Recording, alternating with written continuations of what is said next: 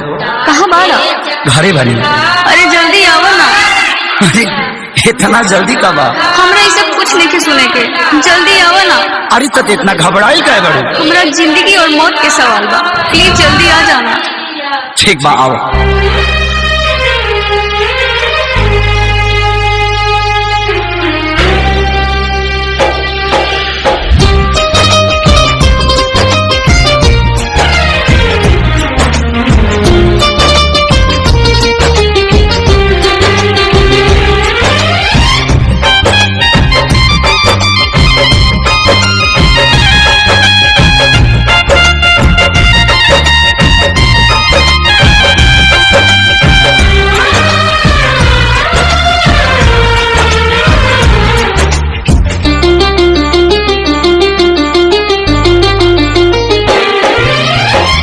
पागल के भइल बाटे पागल के दासा, आज हमरा पता चलल प्रेम के भाषा।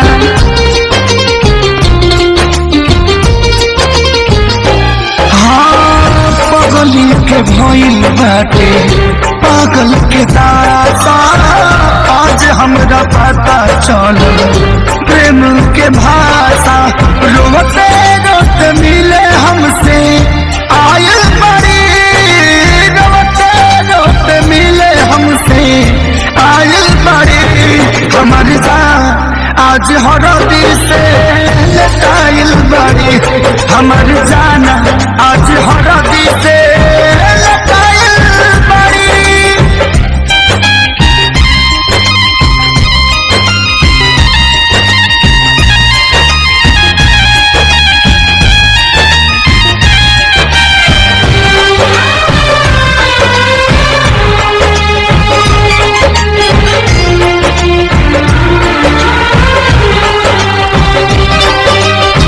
घर परिवार देख खोजत होई जा, छतिया कमुड़ी धके रोवा तारी एही जा।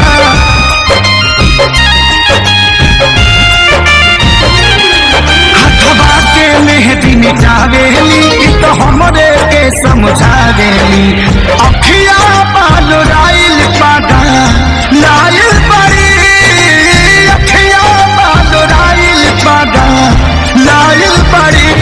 हमारी जान आज हरद से लटाइल बड़ी, हमारी जान आज हरद से लटाइल बड़ी।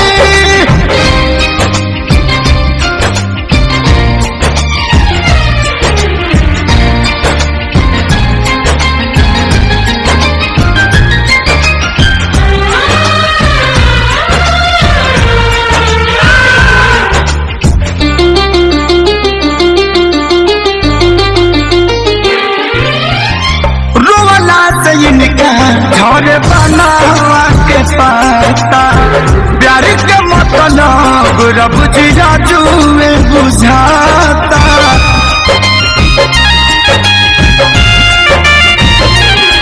हम इनका से तनिको खफा नहीं थी, काहे की जान बेवफा नहीं थी। अखिलेश के खेसारी खाती भुलायल बड़ी, अखिलेश के खेसारी खाती भुलायल बड़ी। हमारी जान आज हरद से लटाइल बड़ी, हमारी जान आज हरद से लटाइल बड़ी। हम तो के छोड़ के ना जाए। सुना, कुर्बानी के नाम ही तो प्यार होला और प्रेमी से बढ़ के परिवार होला। सबके इज्जत की बात बचा, तो चले के परी चल।